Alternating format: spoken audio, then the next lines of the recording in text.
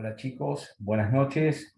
Acá voy a tratar de mandarles una guía de ese tema tan importante que es el de los efectos de la ley con relación al tiempo o los efectos temporales de la ley. Respecto a este tema que está regulado en el artículo séptimo del Código Civil y Comercial de la República Argentina, yo lo voy a descomponer en tres guías para hacerlo más rápido, fácil y práctico.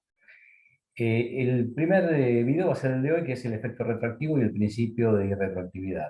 El segundo lo voy a dedicar al efecto inmediato de la ley. El tercero, a la cuestión de las leyes supletorias, los contratos en curso de ejecución, la posibilidad de aplicar retroactivamente esas leyes en situaciones que sean más beneficiosas para el consumidor.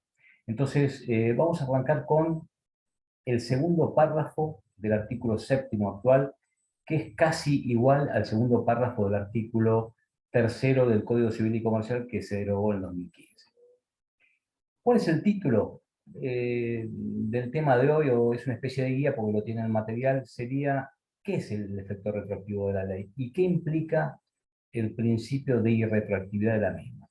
Primero vamos a leer el artículo, el segundo párrafo, porque el primer párrafo se dedica al efecto inmediato de la ley. Lo voy a leer textual porque no quiero omitir nada. Saben que una coma de más o de menos cambia el significado del artículo.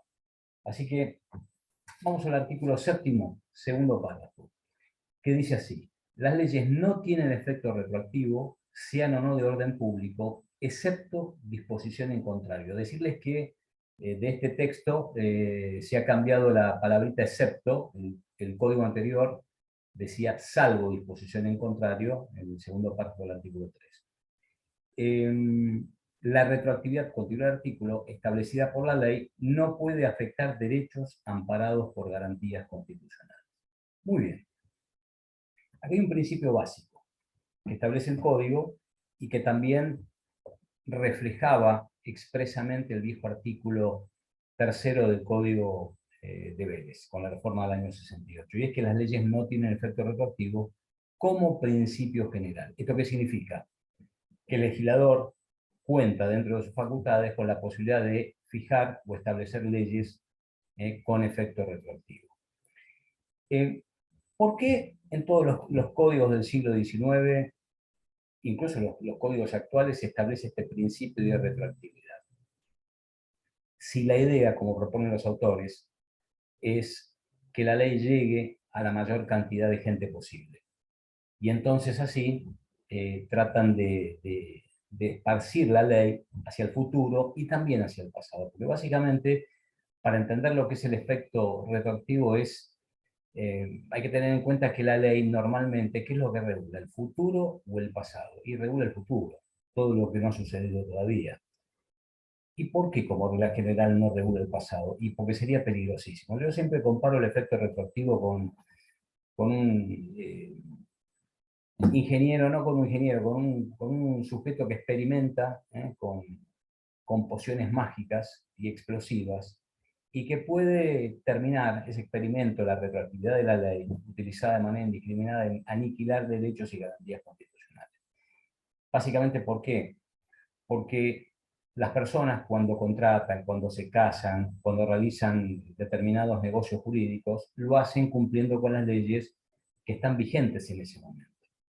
Por eso, con el paso del tiempo, los 6 meses al año, no puede venir el legislador y decir: muchachos, miren, ustedes está bien, realizaron este contrato de locación, este contrato de compra y venta, este contrato de edición, pero ahora yo cambié las reglas, dice el legislador. Lo que hicieron hace un año no sirve para nada. Van a tener que volver a cumplir con todas las reglas. Eso, yo les digo, aniquila un principio básico del derecho, que es la seguridad jurídica. Lo lógico es que esa nueva ley regule los futuros contratos, los que aún no se han producido. Pero no me quiero ir de tema porque esta va a ser una guía corta. Y entonces, vamos al principio, que dice el artículo, ¿no? ¿Dónde estaba? Estaba por acá. Las leyes no tienen efecto retroactivo, sean o no de orden público. Entonces, el primer principio es el principio de la irretroactividad de la ley. También se denomina principio de la no retroactividad de la ley. Algunos otros lo denominan así. Y este es un principio que está en distintos códigos. Códigos europeos, códigos latinoamericanos, códigos asiáticos. Y es lógico que así sea por la razón que les expuse hace un ratito. Que el principio sea la no retroactividad o la irretroactividad de la ley, repito, esto es muy importante, no implica que el legislador no pueda, en caso de excepción, establecer leyes con efecto retroactivo. De modo tal que esta prohibición genérica y como principio que dice que las leyes no tienen efecto retroactivo va dirigida exclusivamente al juez o a los jueces y no a los legisladores. Un juez jamás podría determinar o asignarle a una ley de motu propio efectos retroactivos, porque eso se da de patadas con la Constitución Nacional y con las leyes. Muy bien. Yo les decía que este principio, que tiene raigambre o está insertado en nuestra Constitución Nacional y en muchas constituciones extranjeras, en realidad está dedicado al derecho criminal y al derecho penal. No estaría la Constitución Nacional, ahora les voy a decir que dice el 18, referida al derecho civil. Pero ese artículo 18 de la Constitución nos dice que nadie puede ser penado sin juicio previo fundado en ley anterior al hecho del proceso. ¿Esto qué significa? Que un sujeto en nuestro país, para poder ser condenado, ¿qué necesita? Que exista previamente una ley que describa la conducta que realizó el sujeto como delito y le impute una sanción. Yo puedo realizar una conducta que sea moralmente reprochable y que todo el mundo o que todos ustedes digan este tipo que colgarlo de una plaza. Pero si esa conducta no está tipificada, descrita en una ley penal con la asignación de una pena, no es delito. ¿Está claro? Esto es muy importante. ¿Y por qué? Porque el juez penal no cuenta con el recurso de la analogía, este medio de integración del derecho, con el que sí cuenta el juez civil o el juez comercial. Entonces, repito, si la conducta no está tipificada en una ley penal especial, no es delito para nuestro sistema jurídico. Bueno, y esto que yo les decía, que se aplica el principio de retroactividad, está regulado en materia de derecho criminal, esto también se refleja en los pactos de derechos humanos que hoy tienen jerarquía constitucional en nuestro país.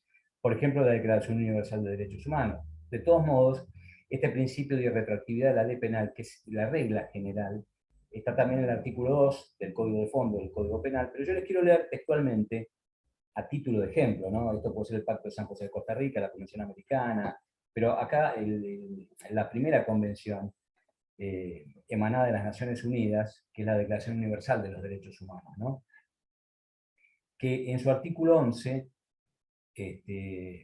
inciso segundo dice, o inciso 2 dice, nadie será condenado por actos u omisiones que en el momento de cometerse no fueron delictivos según el derecho nacional o internacional. Tampoco se impondrá pena más grave que la aplicable en el momento de la comisión del delito. Este principio en nuestra Constitución, artículo 18, artículo 2 del Código Penal, también se refleja en los pactos de derechos humanos. Acá tiene un ejemplo, pero esto para que ustedes lo sepan. El principio en materia penal también es el mismo. La ley, como regla general, tiene efecto inmediato. ¿Esto qué significa? Que una vez que entró en vigencia, se la va a utilizar para regular las relaciones jurídicas, las situaciones jurídicas y los hechos jurídicos que nazcan después de su entrada en vigencia. Ahora bien, ¿cuándo entra en vigencia la ley en nuestro país? Entra en vigencia cuando la misma ley lo dice, o a los 8 días siguientes al de su publicación oficial. Y esto es muy importante, se lo he repetido varias veces, ¿no? Para que la ley sea obligatoria, para que entre en vigencia o entre en vigor, que son términos sinónimos, necesariamente la ley tiene que haber sido publicada. Si la ley no fue publicada, y aclaro, totalmente o integralmente, no puede tener fuerza legal ni siquiera en las partes publicadas. Y esta es una de las grandes omisiones que ya les comenté en clase de la comisión que hizo el nuevo código en el año 2012. El tema de la publicación parcial, que está regulado en el Código Español, está regulado en el Código Mexicano. Se podía haber tomado el ejemplo, ¿no? Pero bueno, ya pasó. Continuemos con el tema porque si no me voy. Entonces, los pactos de derechos humanos en la Constitución se refieren al principio de irretroactividad en materia de derecho penal. Pero esto también se aplica en materia civil, en materia comercial, en materia laboral, por supuesto que sí. Es el mismo principio, con la salvedad que no está contemplado en la ley de las leyes, sino que está contemplado en el Código Civil. Está en el artículo 7º del Código Civil y Comercial y estaba en el artículo 3º del Código derogado del 2015. ¿Cómo podemos definir o dar un concepto del principio de la no retroactividad o principio de irretroactividad? Porque esto me parece que es una es algo que no contienen los libros de textos, no una definición de lo que es el efecto inmediato, lo que es el efecto retroactivo, el efecto diferido o el principio de irretroactividad.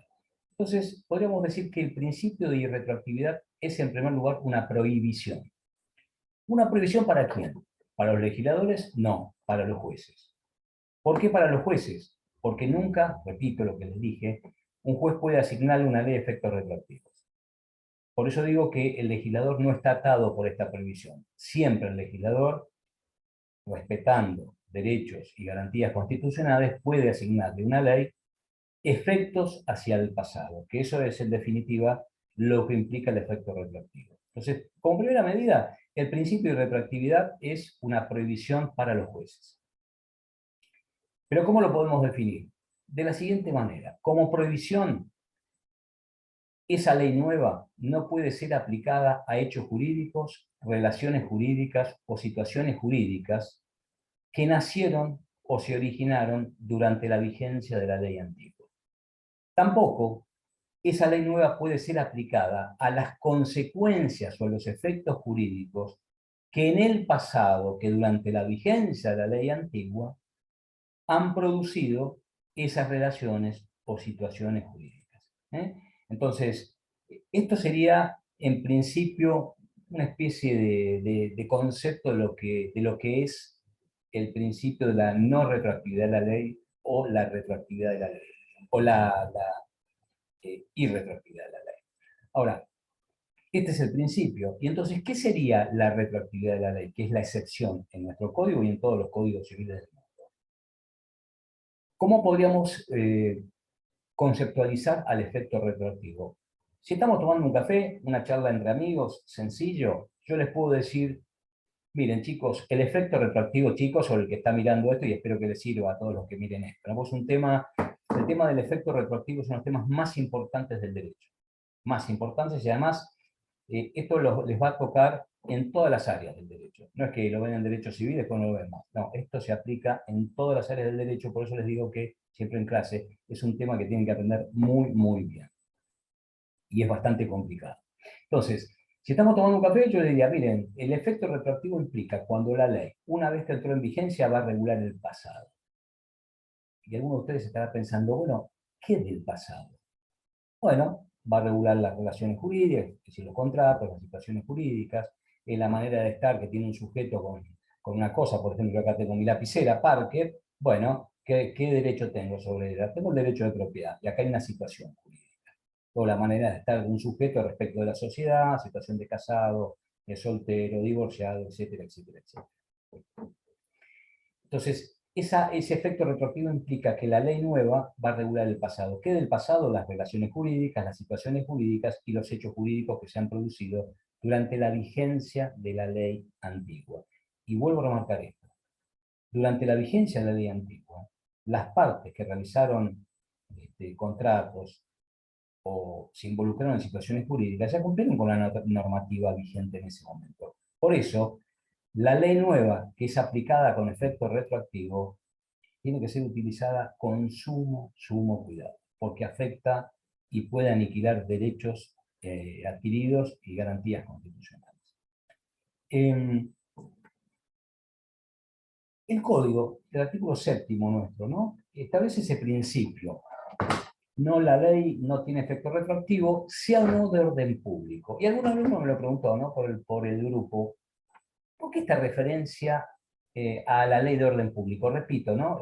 Esto lo decía también el artículo 3 del Código de Abogado.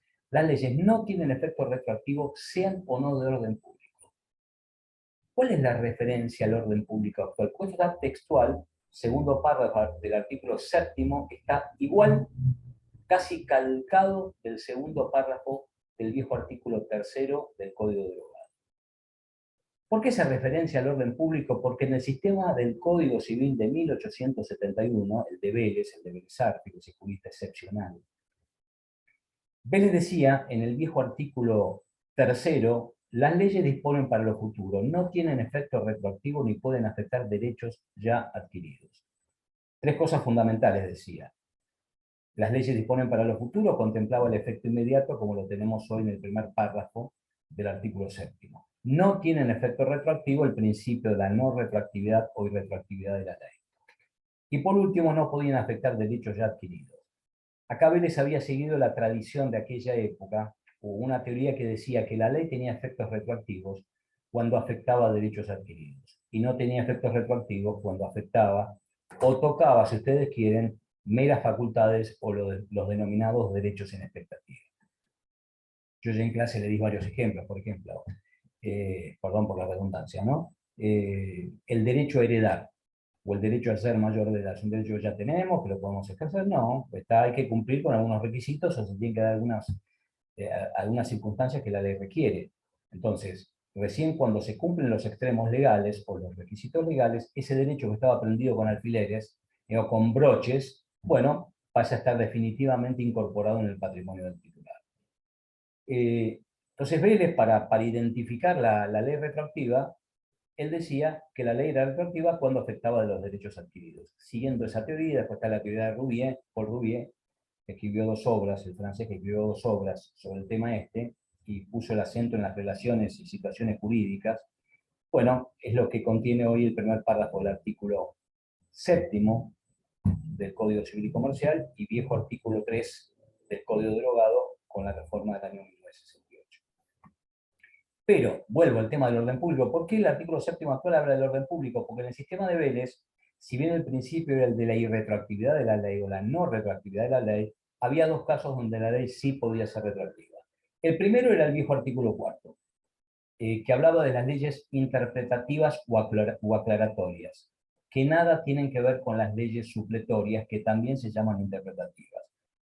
Ese artículo 5º decía, perdón, 4º del Código Vélez decía, ninguna persona, no, playé mal. Ese artículo estaba hablando del orden público. El artículo 5º del Código de Vélez era el que se refería a las leyes de orden público y decía, ninguna persona puede, a ver cómo era que decía, argumentar o tener o invocar derechos irrevocablemente adquiridos frente a una ley de orden público. ¿Qué quería decir Vélez Arfiel allí? Que bueno, que si bien era fundamental, Vélez era liberal, obviamente, como todos saben, que si bien eran fundamentales los derechos individuales, estos cedían en casos de excepción cuando estaba en juego el orden público. Entonces, la ley de orden público podía tener efectos retroactivos, aunque fuesen afectados derechos adquiridos. Esto es muy importante porque cuando había un conflicto entre un derecho individual, por ejemplo la propiedad, y el bienestar general, prevalecía el bienestar general. Recuerden esto siempre, el viejo artículo 5º del Código de Vélez. Y el artículo 4º era el que regulaba, discúlpenme el lapsus, el artículo 4º era el que regulaba las leyes aclaratorias o interpretativas, que decía más o menos así: las leyes que tienen por objeto aclarar o interpretar otras leyes no tienen efecto respecto de los casos ya juzgados. Que esto después lo voy a aclarar en clase. Que también era un supuesto en donde la ley podía tener efectos retroactivos. Pero estos eran los únicos 2 casos. Fuera de estos 2 supuestos, la ley siempre tenía efecto inmediato, regulaba el futuro, y no podía tener efectos retroactivos. Por eso vuelvo al artículo 7º actual, ¿no? Las leyes no tienen efectos retroactivos, sean o no de orden público, salvo disposición en contrario. El orden público que menciona el artículo 7º es una referencia, creo que tendría que ser suprimida. La comisión que hizo el COE en el 2012 la dejó. Hoy en día, las leyes de orden público no tienen efecto retroactivo, ni lo podrían tener. Para mí serían inconstitucionales, porque aniquilarían derechos adquiridos. Pero bueno, esta es una opinión, como yo les digo en clase, aislada, ¿no? Siempre la ley tiene que tener efectos inmediatos o efecto inmediato. Entonces acá viene una pregunta clave. ¿Existe algún caso hoy en la República Argentina en donde la ley tiene efectos retroactivos? Sí, uno solo. El código dice, salvo disposición en contrario. ¿Esto cómo debe ser interpretado? Tenemos que entenderlo en el siguiente sentido. El legislador es el único que puede establecer que una ley tenga efectos retroactivos. Si el legislador lo establece dentro del texto de la ley, entonces se tiene que respetar esa retroactividad, porque es el que tiene la potestad constitucional. Ahora, esta posibilidad que tiene el legislador de establecer la retroactividad de la ley, ¿tiene límites? Claro que sí. Aunque parezca mentira, el propio artículo 7º, siguiendo también el artículo tercero del Código Derogado decía que en ningún caso la retroactividad de la ley podrá afectar derechos amparados por garantías constitucionales. ¿Qué significa esto? Que si el legislador decide que una ley se va a aplicar hacia el pasado, nunca la aplicación de esa ley puede vulnerar o afectar derechos amparados por garantías constitucionales. Está hablando acá de las leyes retroactivas, ¿no? Y yo me pregunto, ¿era necesario que el código lo aclare? Porque esto ya estaba en el artículo 3, y no era necesario. De todas maneras, el legislador del 2014 lo dejó, pero está claro que no tiene sentido este párrafo. ¿Por qué? Porque cuando el código me dice, segundo párrafo del séptimo, la retroactividad de la ley en ningún caso podrá afectar derechos amparados por garantías constitucionales, yo digo chocolate por la noticia, muchachos. Ya sé que ninguna ley retroactiva puede afectar la Constitución, porque si no es inconstitucional, es irrazonable, es injusta, es arbitraria. Ya lo sabemos. Pero, y acá entonces surge una duda, ¿no? La ley que no tiene efectos retroactivos, ¿esa sí puede afectar derechos adquiridos? ¿Puede afectar garantías constitucionales? No, tampoco. De modo tal que ninguna ley con efecto retroactivo, con efecto diferido, con efecto inmediato, puede afectar derechos o garantías constitucionales. Bueno, vamos a dejar acá este videito que es una guía, lo tienen el material, espero que les sirva, que hayan entendido, y cualquier duda que tienen, como dicen los youtubers, que yo no lo soy, me lo dejan en los comentarios. Bueno, les mando un abrazo muy grande, y hasta la próxima.